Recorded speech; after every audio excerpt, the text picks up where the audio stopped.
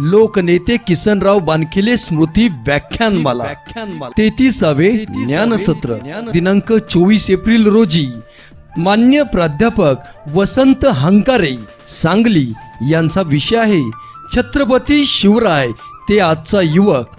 या कार्यक्रमाचे अध्यक्ष मान्य शरदराव पोखरकर। बहुजनांच्या अंधाऱ्या मृतप्राय जीवनात निर्भेळ जगण्याचा सोनेरी किरण पसरविणारे, बहुजनांच्या अंधाऱ्या मृतप्राय जीवनात निर्भेळ जगण्याचा सोनेरी किरण पसरविणारे, विजापूरच्या तख्तासमोर निमुटपणे झुकणाऱ्या नमणाऱ्या बेलगाम सरंजामदारांच्या बेबंदशाही विरुद्ध आवाज उठवणारे, सरंजामशाही कुलवंश परंपरा यांना नाकारून बहुजनांच्या अस्तित्वाचा झेंडा फडकवणारे, कल्याणच्या मुल्ला अहमद सुभेदाराची सून किंवा बेलवाडीच्या पाटलाची कन्या यांना मातृस्थानी लेखणारे, 17व्या शतकात सरंजामशाही विरोधात वादळ उभे करणारे, जनतेला बलिदानाची प्रेरणा देऊन बहुजनांचं स्वराज्य उभे करणारे, महान रचनात्मक प्रतिभेचा रणपुरुष, समर्पणशीलतेचे प्रत्येकारी प्रतीक, मातृभूमीचे असीम उपासक, सूर्यकुलातील सर्वश्रेष्ठ पुरुष, क्रांती पथकावरील सर्वश्रेष्ठ यात्रिक, रणशीलतेचे मानदंड, स्वराज्याचे संस्थापक, शककर्ते, युग प्रवर्तक छत्रपती शिवाजी महाराज।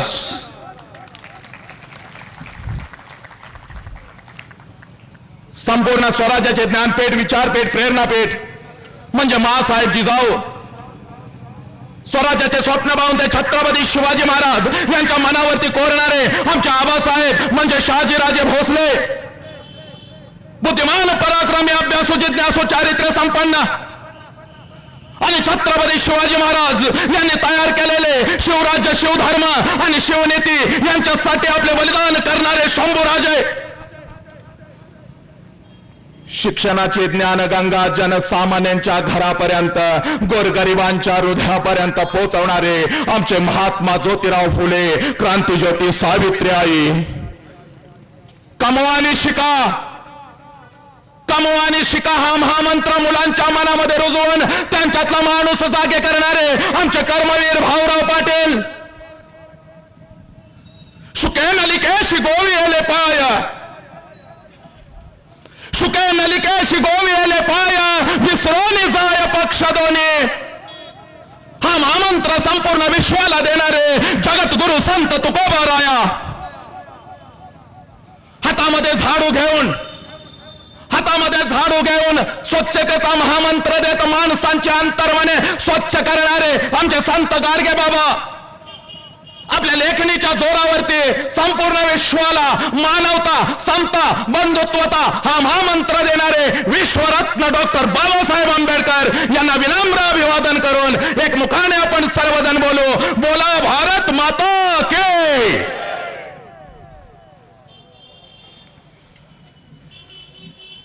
ज्या युगपुरुषांची मी नावं घेतली,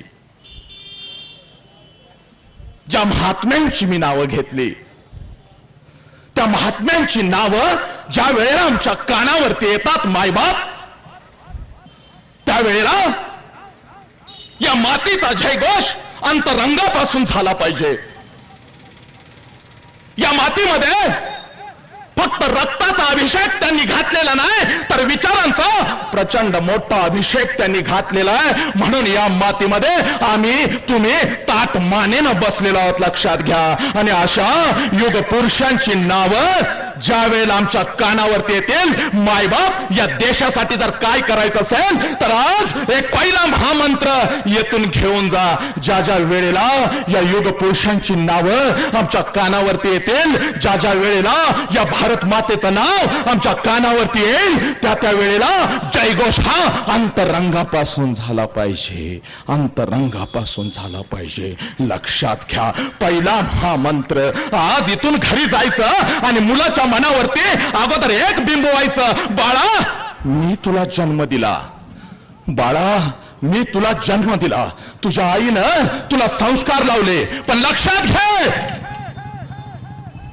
लक्षात घे, आज या मातीमध्ये तू, मी, तुझी आई, आपलं कुटुंबच काय तर आपला समाज, आपला समाजच काय तर आपला महाराष्ट्र, आपला महाराष्ट्रच काय तर संपूर्ण भारत, आणि संपूर्ण भारतच काय तर भारताकडे बघून जगणारे संपूर्ण विश्व या महापुरुषांच्या विचाराने पावन झालेला आहे. त्यांचा जयघोष अगोदर अंतरंगापासून झाला पाहिजे, तरच 33 वर्षाचा हा विचार मंच पावन होईल. 33 वर्षाची ही पवित्र वाट छत्रपती शिवाजी राजांच्या हृदयापर्यंत पोहोचेल. मायबाप जल्लोष हा अंतरंगापासून झाला पाहिजे, मरगळ निघून केली पाहिजे. कुणी काय केलं यापेक्षा आम्ही काय करतोय,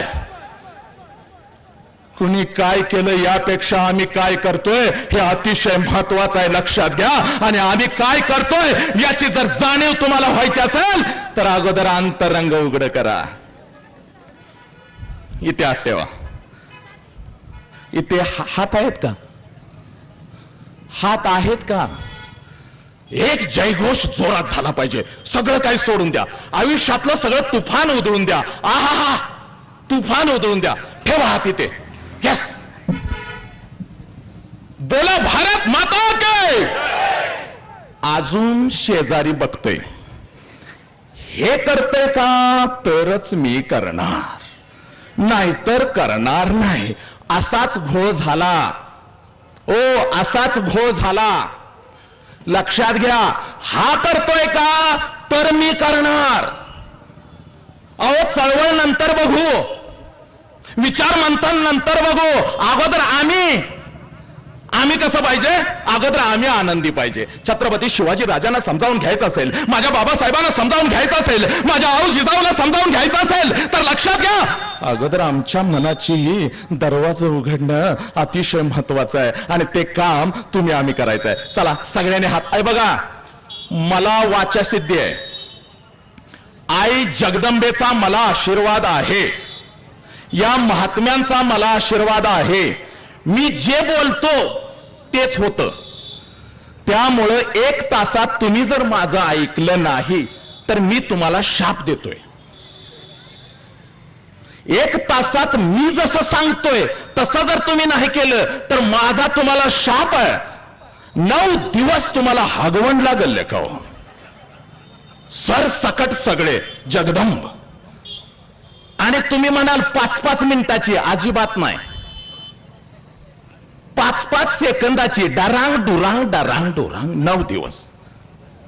जर कोणाला 9 दिवसाचा कोर्स पाहिजे असेल तर त्यानं त्याच्या मनासारखं करायचं, आणि 9 दिवसाचा कोर्स नको असेल तर मी सांगतोय तसं करायचं. आता 2 मुठी इथं ठेवायच्या आणि जोरात जयघोष करायचा, जोरात जयघोष करायचा. आणि स्टेजवरच्या आहेत ना दोघं, ओके, हा, बोला भारत माता के.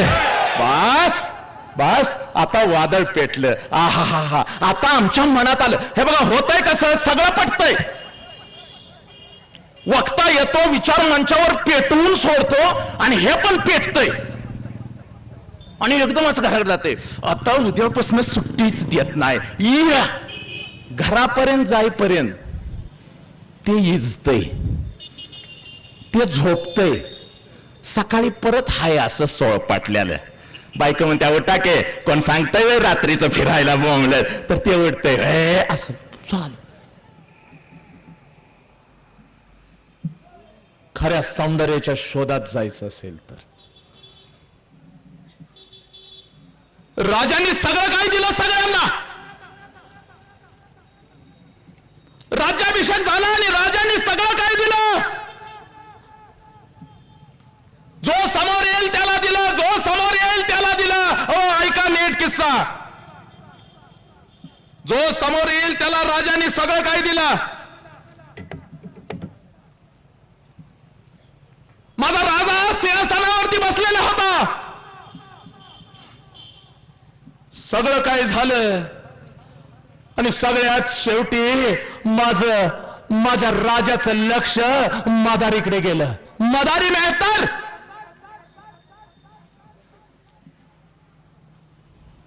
ऐका हो,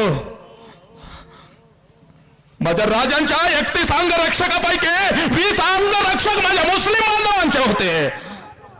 रक्त सांडायला माझा मुस्लिम बांधव पुढे होता स्वराज्यासाठी. राजांचं लक्ष मदारीकडे गेलं.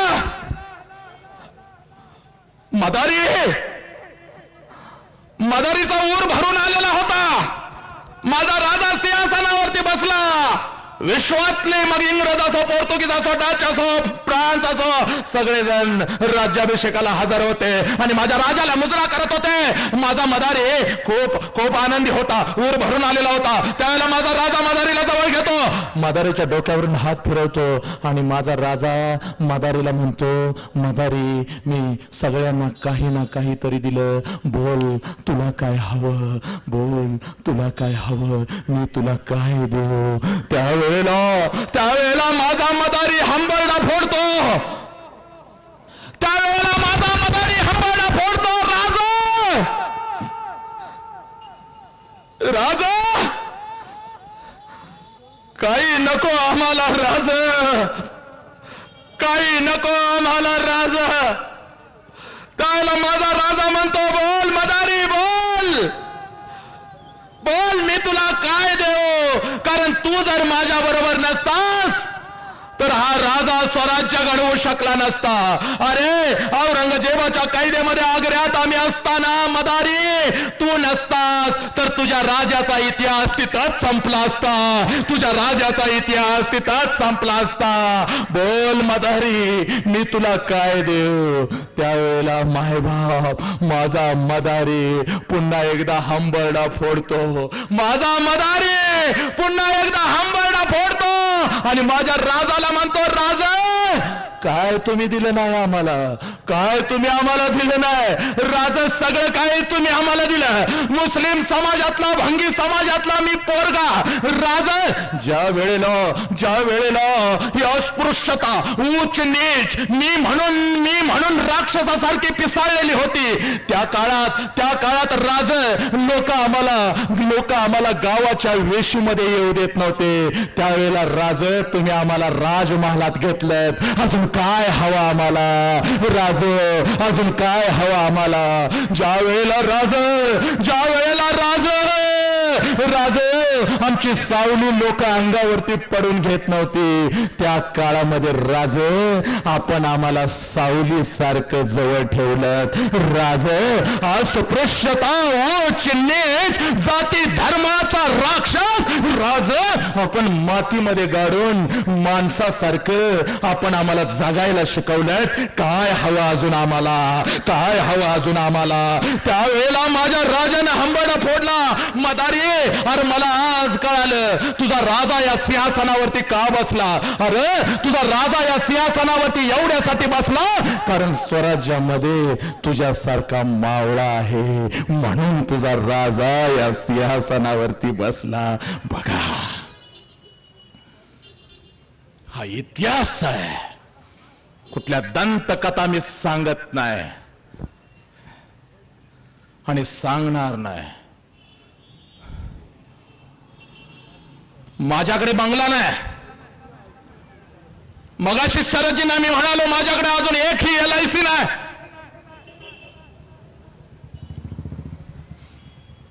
पण लक्षात घ्या, संत तुकोबारायांचा एक दोहा माझ्याकडे आहे. आम्हा घरी धन शब्दांचीच रत्ने, शब्दांचीच शस्त्रे यज्ञ करू. शब्दची आमुच्या जीवाचे जीवन, शब्द वाटू धन जनलोका. शब्द वाटू धन जनलोका. या विचारांनी मी श्रीमंत आहे. आणि लक्षात घ्या, हा राजा समजणं अतिशय गरजेचं आहे. मायबाप, जास्त वेळ मी तुमचा घेणार नाही, खरंच घेणार नाही. योग्य वेळेमध्ये मी थांबणार. फक्त मला 10 मिनिटं द्या.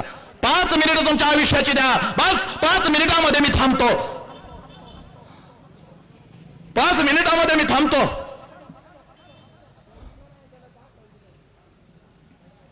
पण काही गोष्टी सांगणं गरजेचं आहे.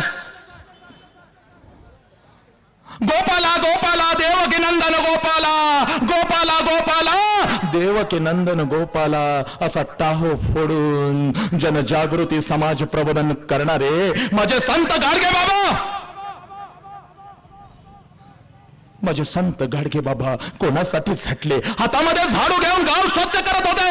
स्वच्छतेचा मंत्र देत माणसांची अंतर्मने झाडली. लक्षात घ्या, त्यावेळेला माझा तुकोबारायांचा दोहा, तुकोबारायांचा विचार गाडगे बाबा प्रत्येकाच्या अंतरंगामध्ये घुसवत होते. आणि काय मातानो, माझ्या तरुणानो, आज मी माझ्या राजाचा, माझ्या या महात्म्याचा एक विचार तुमच्या काळजामध्ये पेरून जाणार आहे. लक्षात घ्या.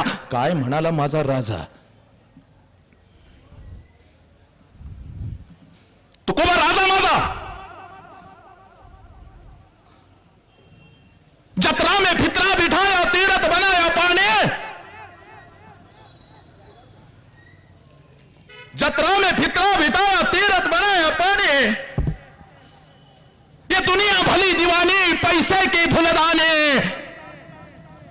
हा विचार माणसांच्या काळजामध्ये घुसवताना माझे संत गाडगे बाबा सांगतात, शेंदूर माखोनिया धोंडा, शेंदूर माखोनिया धोंडा, पाया पडिती पोरे आणि गुंडा. शेंदूर माखोनिया धोंडा, पाया पडिती पोरे आणि गुंडा. देव दगडाचा केला, गवंडी त्याचा बाप झाला. देव दगडाचा केला, गवंडी त्याचा बाप झाला. देव सोन्याचा केला, सोनार त्याचा बाप झाला. देव मातीचा केला, कुंभार त्याचा बाप झाला. सोडून या खऱ्या देवा करते मसोबाची सेवा. सोडून या खऱ्या देवा करते मसोबाची सेवा. विठ्ठल विठ्ठल विठ्ठल. त्यावेळेला माझा संत तुकोबाराया गरजतात, केस वाढवून डोई भूत्यान ती अंगासे. केस वाढवून डोई भूत्यान ती अंगासी. मिळवून नर नारी शगुन सांगती नाना परी. तुका म्हणे ऐसा मैद्य, तयापासी नाही गोविंद, तयापासी नाही गोविंद. खरा माणूस कुठाय लक्षात घ्या, खरा देव कुठाय लक्षात घ्या. मी तुम्हाला सांगतो पुढचा दोहा काय आहे? भुके पोटी नाही अन्न, मेल्यावरी पिंडदान. मायबाप पित्रवडा येतो.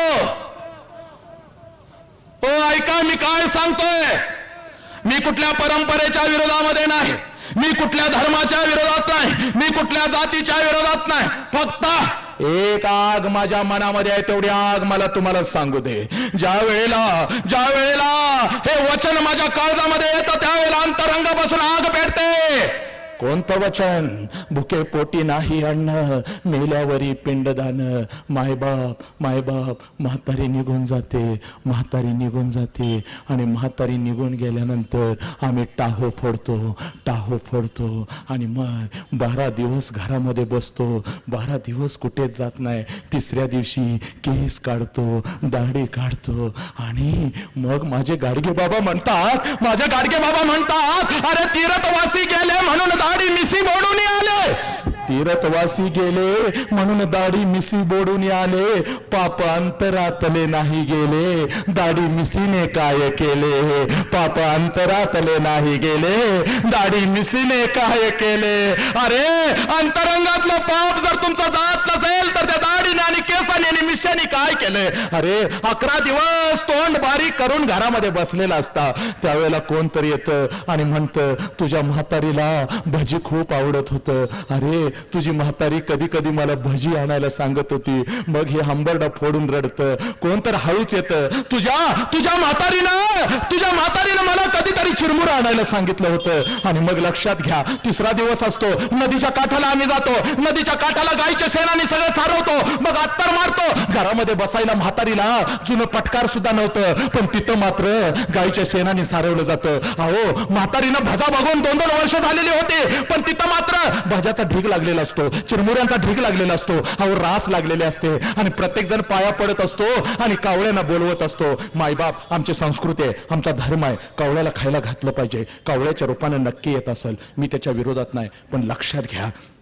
जर कावळ्याच्या रूपानं म्हातारी आलीच तर ती तुझ्या घरावरचं कधीच खाणार नाही, शेजाऱ्याच्या घरावरचं खाऊन निघून जाईल, पण औलादी तुझ्या घरावरचं खाणार नाही. अरे जिवंतपणी ज्या म्हातारीच्या मुखामध्ये घातलं नाहीस, अरे अशा मसोबाचं अन्न ती कावळा होऊन सुद्धा खाणार नाही. लक्षात घे, कावळा होऊन सुद्धा खाणार नाही. आणि उगाच तू नाटक करू नको. अरे आईचं श्राद्ध घालायचं असेल, बापाचं श्राद्ध घालायचं असेल तर रोज घाल. मेल्यानंतर येईल का नाही मला माहित नाही, पण चितेपणी घातलेलं मात्र तिच्या बरोबर जाणार आहे, तिच्या बरोबर जाणार आहे. जाग व्हा, जाग व्हा, जाग व्हा मायबाप. अरे आई बरोबर रोज माझी भांडणं होतात. आई म्हणते, बाळा किती पळतोस, किती पळणार? अरे हजार किलोमीटरचा प्रवास करून जातोस. लोकांना कधी म्हणाला नाहीस व्याख्यानाचे पैसे माझ्या अकाउंटवर टाका, लोकांच्या कडून कधी ऍडव्हान्स मागितलं नाहीस, लाजत लाजत पैसे सुद्धा सांगतोस. कसा रे तू असा कसा जन्माला आलास? आईची माझी रोज भांडणं होतात. 8-8 दिवस मी आई बरोबर बोलत नाही, पण लक्षात घ्या ते विचारांची भांडणं आहेत, पण आई शिवाय जगू पण शकत नाही, एवढं प्रेम तिच्यावरती करतो. भांडणं वडिलांच्या बरोबर झाली पाहिजेत, भांडणं आई बरोबर झाली पाहिजेत. लक्षात घ्या, विचारांची भांडणं झाली पाहिजेत. आणि म्हणून इथं माझा सावता माळी काय सांगतो बघा. देव कुठं भेटतो? देवाची व्याख्या मग संत तुकोबारायांनी काय केली? अरे देव जर तिथं नाही मंदिरात, देव जर तिथं कावळ्यामध्ये नाही, तर देव नेमका आहे कुठं याचा दाखला देतात, याचा दाखला देतात. लक्षात घ्या, वरच्या भावाला कधीच भुलू नका, अंतरंग बघा. आणि म्हणून माझा चोका म्हणतो, ऊस डोंगा परी रस नव्हे डोंगा, ऊस डोंगा परी रस नव्हे डोंगा, काय भुललासी वरलिया रंगा. ऊस वाकडा तिकडा आहे, पण त्याच्या आतला रस मात्र गोड आहे. ऊस डोंगा परी रस नव्हे डोंगा, काय भुललासी वरलिया रंगा. नदी डोंगे पर जल नव्हे डोंगे, काय भुललासी वरलिया रंगे. चोका डोंगा पर भाव नव्हे डोंगा. चोका अस्पृश्य असेल, चोका खालच्या जातीतला असेल, पण चोकाचा भाव मात्र उच्च प्रतीचा आहे. चोका डोंगा पर भाव नाही डोंगा, काय भुललासी वरलिया रंगा, काय भुललासी वरलिया रंगा. अरे खऱ्या देवाच्या शोधात निघा आणि मग याचा दाखला देतो माझा सावता माळी, मग याचा दाखला देतो माझा सावता माळी. बघा काय दाखला देतो.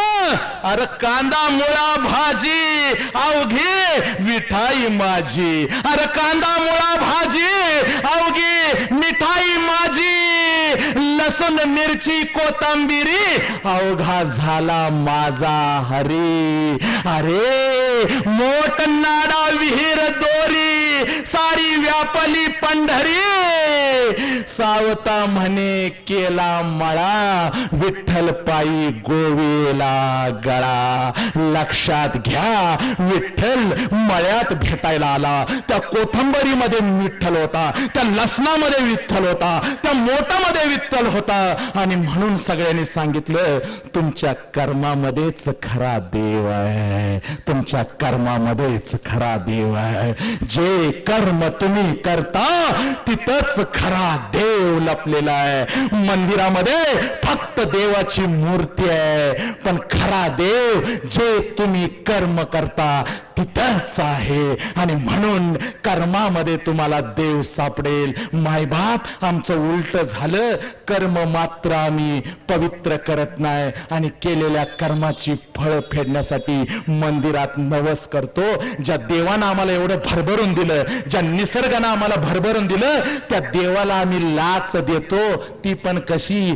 तुला एक साडी, एक माहेर 1000 रुपयाचं करते, 10 लाखचं तेवढा प्लॉट माझ्या नवऱ्याच्या नावावर होऊ दे. 10 लाखाची लाच देवाला द्यायला तुम्ही सुरुवात केली. लक्षात घ्या. आणि काय तो देव तुम्हा आम्हाला प्रसन्न होणार. मायबाप खूप व्यथा आहे, खूप व्यथा आहे. लक्षात घ्या. मी तो थांबतो, पण थांबत असताना आज एक महामंत्र मी देऊन जाणार आहे. कारण उद्या माझं पुन्हा कोल्हापूरमध्ये व्याख्यान आहे. मला 28 तारखेला शिवजयंतीचं व्याख्यान पुन्हा मला लढवायचं.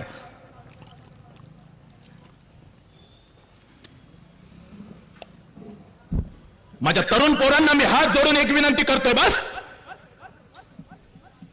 उद्यापासून 2 गोष्टी माझ्या बाळानं. उठल्या उठल्या पहिल्यांदा आईच्या पाया तू पडलाच पाहिजे,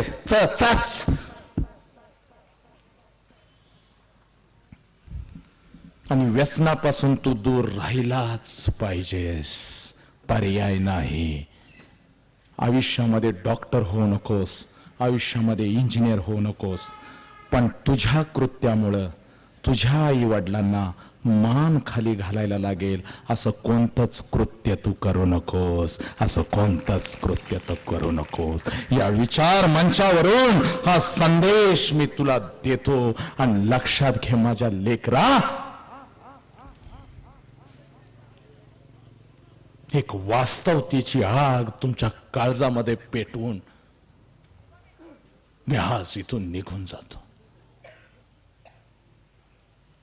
खऱ्या अर्थानं त्यांच्या आत्म्याला जर शांती मिळायची असेल तर अगोदर आम्हाला जाग आली पाहिजे, अगोदर आम्हाला जाग आली पाहिजे. आम्ही करतोय काय? आम्ही किती स्वार्थी आहोत. अरे देवांच्यावर सुद्धा आमचा विश्वास नाही. ज्योतिबाला 5 वाऱ्या चालत करतोय आणि 6व्या वारीला कोण तर विचारतंय फरक पडला का, तर म्हणतंय अजिबात फरक पडला नाही. तर ते म्हणतंय उगाच तू ज्योतिबाला जातोयस, तू बाळू मामाला चल, फरक पडल्याशिवाय राहत नाही. ती देव सोडतंय आणि बाळू मामाला पहिल्या वारीला जाताना त्या देवाचं सांगतंय उगाच तिकडे गेलो 9,000 लॉस आला. बाळू मामाला जातंय 5 अमावस्या करतंय, 5व्या अमावस्याला सुद्धा याचा थोबडा सडलेलाच असतोय. तिसरा एक जण म्हणतोय ज्योतिबा केलास, बाळू मामा केलास, तरी तुला फरक पडला नाही येड्या डोक्याच्या. एकदा साईबाबाला चल, सगळं काय फिटतंय की नाही बघ. ते म्हणतंय ज्योतिबाला 9 गेलं, बाळू मामाला 7 गेलं, साईबाबाला किती जाणार? मी तुला सांगतो तुझ्या 7 पिढ्याची संपत्ती निघून जाईल, पण लेका तुझं कधी चांगलं होणार नाही. देवाला जिथं फसवतोयस तिथं तुला देव काय नीट ठेवणार आहे? हे असलं आम्ही आमच्यासारखं स्वार्थी कोण नाही रे. ही सगळी काय म्हणल्यात नाही का मला, एक दिवस आम्ही खाली जर आलो तर दांडक्यानं यासनी सोटलायचंय. आमचं शत्रू इंग्रज नव्हतं, आमचं शत्रू दुसरं कोण नव्हतं, हीच आमचं शत्रू आहेत. आम्हाला हे अगोदर माहित नव्हतं, नाहीतर ह्यासनी पहिला फोडून काढलं असतं. अहो ती शत्रू इंग्रज म्हटल्याला तिकडे जयंत्या साजऱ्या करतात आणि ही आमची तांड घेऊन एक इकडे मंडळ काढतंय, एक त्या खोलीतच मंडळ काढतंय, एक ते म्हणतं हे आमचंच शिवाजी महाराज, एक म्हणतं बाबासाहेब आमचं तुमचं सगळं. अरे त्याच्यासाठी अट्टास केला काय? आणि पिऊन जर कोण नाचलं इथून पुढं या महात्म्यांच्या जयंतीत माझा शाप आहे, लकवा मारल्याशिवाय राहणार नाही. लकवा मारून पडशील, हागवा लागून तुझा असं तुझं झाल्याशिवाय राहणार नाही. साले हो, जेवढ्यांच्या पर्यंत माझा आवाज जातोय त्यातलं एक जर मसोबा जर पिऊन नाचला त्याला लकवा हाय म्हणून समजायचा, या जिभेवर काळा डाग आहे साला.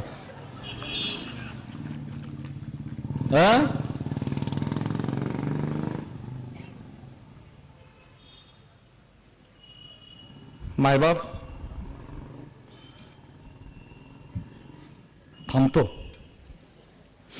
थांबत असताना शरदजींना खूप खूप खूप धन्यवाद देतो. 4-5 वर्षापूर्वीपासून शरदजी माझ्या जीवनामध्ये आले. धडपडी पोरग मी बघितलं. शरदजींनी फोन केला, वसंतराव यायला जमेल का? खरं तर मला 23 तारीख काल होती, परत 24 झाली. मला खरंच आज यायचं नव्हतं. मगाशी शरदजींच्या समोर फोन आला घरातून, आज मला माझ्या लेकीला भेटायला जायचं होतं. सुट्टीला गेले माझी लेक, तरी तिचा फोन आलाच. तरी सुद्धा मी आलो, पण बरं वाटलं, खूप छान वाटलं. जे मनात होतं मांडलं, मोकळा झालो. आपण वास्तववादी, जे हित तेच हित. सॉंग हित एक आणि फुसफुस आपल्याला जमत नाही. हित कसं असतंय, सासू पुढे आली की असं आई, आणि सासू पुढे गेली की कधी जाते बाई, आपल्याला जमत नाही.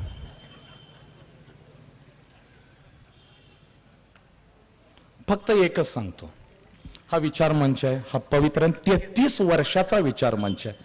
आणि मोठमोठे दिग्गज, मगाशी साहेबांनी नावं घेतली, मला कापरं भरत होती,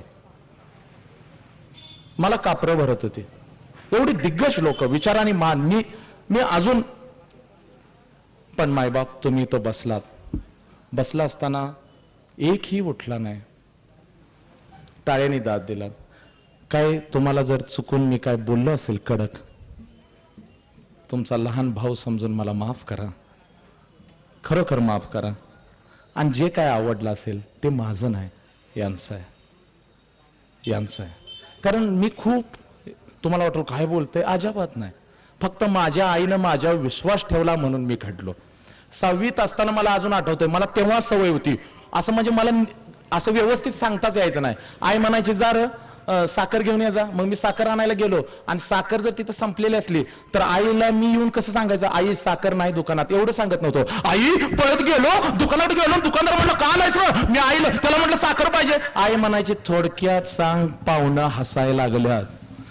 मग पाहुणं म्हणायचं कसं तुमचं पोरगं रेड्यासारखा आवाज आणि काय तरच बडबडतंय आणि काय कसलं काय.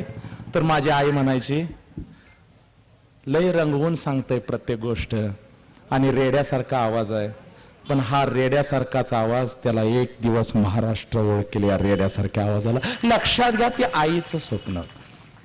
आणि शेवटचा किस्सा सांगतो माझ्या मित्राचा, मी तर थांबतो.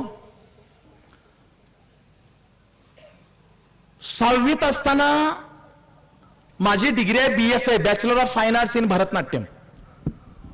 माझी डिग्री आहे BFA, bachelor of fine arts in Bharatanatyam, Nalanda नृत्य कला महाविद्यालय.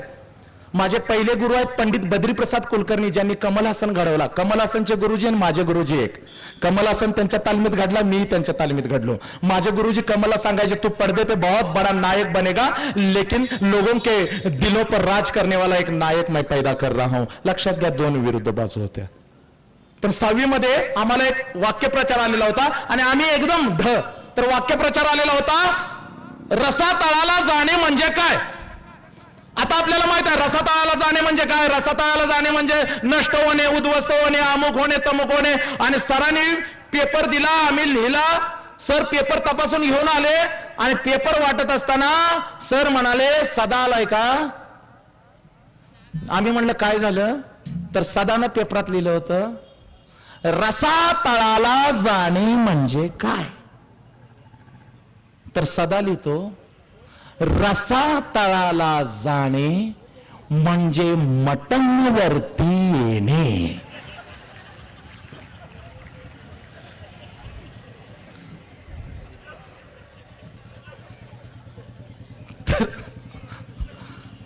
पण आमचं गुरुजी पण खूप छान होतं, प्रत्येकाने आमच्यावरती विश्वास ठेवला म्हणून आम्ही घडलो. मायबाप सांगण्याचा एवढाच उद्देश होता, तुम्ही तुमच्या लेकरांच्या वरती विश्वास ठेवा, खूप विश्वास ठेवा. लक्षात घ्या, मी तर थांबतो. या विचार मंचाला नमन करतो. या विचार मंचाचे मी खूप खूप आशीर्वाद घेतो आणि मायबाप मी इथं थांबतो.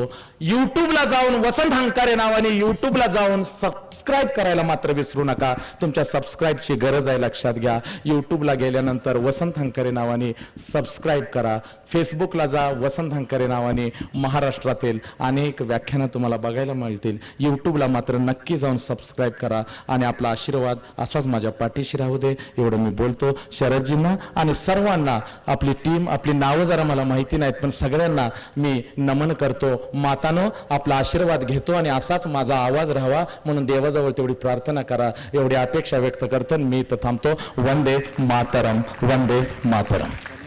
घालूया विचारांचा जागर, घालूया विचारांचा जागर, वाढवूया ज्ञानाचा सागर.